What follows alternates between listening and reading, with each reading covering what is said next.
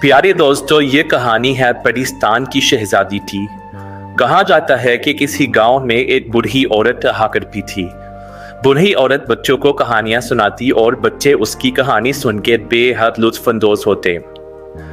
بوڑھی عورت نے کہانی سنائی کہ ایک دن وہ سلائی کر رہی تھی۔ اس کے سلائی کڑھائی کا کام پورے گاؤں میں بے حد مشہور تھا۔ ایک دن جب وہ سلائی کر رہی تھی تو دروازے پر کسی نے دستک دی۔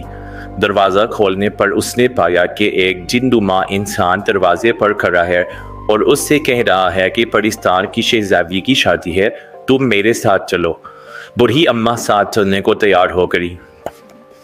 بوڑھی اماں اس جننما انسان کے ساتھ پالکی میں بیٹھ گئی۔ جب انہوں نے پالکی کے ارد گرد دیکھا تو وہاں کا نظارہ بالکل جنت کی مانند تھا۔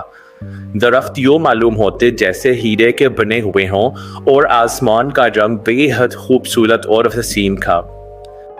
جب وہ پاکستان پہنچی تو رنگ برنگی پریوں نے ان کا استقبال کیا۔ بوڑھی اماں کو ایک جوس پیش کیا گیا جو دنیا کے تمام مشروبات میں سے سب سے زیادہ مختلف تھا۔ بوڑھی اماں کو وہ مشروب بے حد مزیدار لگا۔ پاکستان کی پریوں نے بوڑھی اماں کا پھولوں سے استقبال کیا۔ پھر ان کی پیٹ پوجا کے لیے ان کو ایک جادوئی باغ میں لے جایا کیا جہاں پہ درخت ہیرے کے بنے تھے اور ان پر بے حد مزیدار پھل لگے تھے۔ بوڑھی اماں نے جیسے ہی پھل کا ٹکڑا توڑ کر منہ میں رکھا تو ان کو اس کھانے کا ذائقہ معلوم ہوا جو انہوں نے دل میں سوچ رکھا تھا۔ یہ ان کے لیے کافی حیران کن بات تھی۔ پھر ان کو ایک جادوئی قالین پر بٹھا کر ایک سبز پری دور بادلوں میں ایک محل میں لے گئی۔ وہ محل بادشاہ کا محل تھا جو کہ ہیروں سے بنا ہوا تھا۔ حتیٰ کہ اس محل کے باہر جو پریاں کھڑی تھی انہوں کے لباس بھی ہیرے کے تھے اور انہوں نے ہیرے کی چھڑیاں پکڑ رکھی تھی۔ جب بوڑھی اماں محل میں داخل ہوئی تو سبز پری نے دروازہ کھولا اور محل کے اندر کا منظر بے حد حسین تھا۔ ہر طرف ہیرے جواہرات سجے ہوئے تھے اور جیسے جیسے بوڑھی اماں چلتی پھول ان کے رستے میں بچھتے۔ بوڑھی اماں یہ سب نظارے دیکھ کر بے حد حیران ہو رہی تھی۔ بادشاہ تک پہنچنے میں ان کو خاصا وقت لگا۔ جب وہ بادشاہ تک پہنچی تو انہوں نے دیکھا کہ بادشاہ کا لباس بھی ہیرے اور جواہرات سے بنا ہوا ہے۔ بادشاہ نے سر پر جو تاج پہنا ہے وہ بھی ہیرے کا بنا ہوا ہے۔ بوڑھی اماں نے بادشاہ کو سلام پیش کیا اور بادشاہ نے ان سے کہا کہ میں آپ کو خوش آمدید کہتا ہوں اور آپ کا بہت شکریہ کہ آپ میری بیٹی کے کپڑے سلائی کرنے کے لیے یہاں تشریف لائیں۔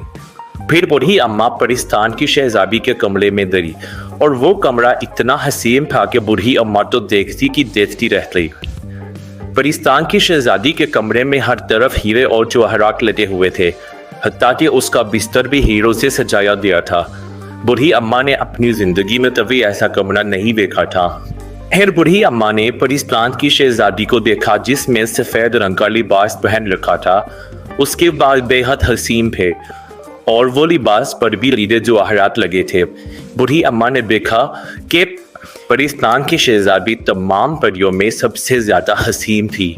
بوڑھی اماں نے اس کے کپڑوں کا ناپ دیا اور پھر اس نے بادشاہ سے کہا کہ وہ کل سے کام شروع کرے گی۔ بادشاہ نے بوڑھی اماں کو بتایا کہ وہ آرام سے اپنا کام کرے کیونکہ یہاں پر نہ دن ہوتا ہے اور نہ ہی رات ہوتی ہے۔ بوڑھی اماں کو یہ بات کافی دلچسپ لگی اور واقعی میں ایسا ہوا۔ بوڑھی اماں نے اپنا کام کرنا شروع کیا۔ نہ وہاں پہ رات ہوتی نہ دن ہوتا۔ بوڑھی اماں اپنے کام پہ پورا دھیان دیتی، مزے مزے کے کھانے کھاتی اور کچھ ہی دنوں میں بوڑھی اماں نے پاکستان کی شہزادی کے تمام کپڑے تیار کر لیے۔ انہوں نے پاکستان کی شہزادی کا احتیاط رنگ کا جوڑا سیا جو کہ نہایت خوبصورت تھا اور گلاب کے پھولوں سے اس کے پر سجائے گئے تھے۔ جب بوڑھی اماں نے وہ لال رنگ کا لباس سی لیا تو انہوں نے تمام پریوں کو وہ لباس دکھایا۔ تمام پریاں وہ لباس دیکھ کے رشک کر اٹھیں اور پھر پری اماں نے بادشاہ سے جانے کی اجازت مانگی، لیکن بادشاہ نے ان کو دعوت نامہ دیا اور کہا کہ آپ میری بیٹی کی شادی میں شرکت ضرور کریں گی۔ بوڑھی اماں نے شادی میں شرکت کی دعوت قبول کی اور بالآخر وہ دن آ پہنچا جس دن پاکستان کی شہزادی کی شادی تھی۔ پاکستان کی شہزادی نے وہ لال رنگ کا جوڑا زیب کن کیا اور وہ اس کے لباس میں بے حد حسین لگ رہی تھی۔ اس میں اپنے بالوں میں گلاب کے پھولوں کا تاج پہن رکھا تھا اور اس کے نباز کے پر بھی گلاب کے پھولوں کے بنے تھے۔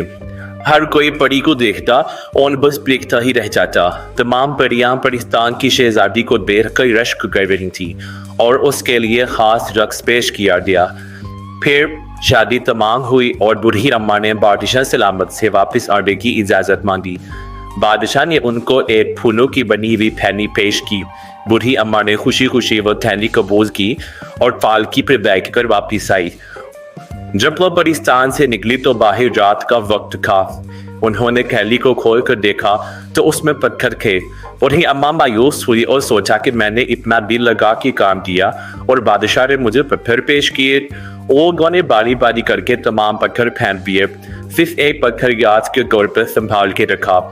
لیکن جب وہ اپنے گھر آئی تو انہوں نے اس تھیلی کو کھول کر دیکھا تو اس میں پتھر کی بجائے ہیرا چمک رہا تھا۔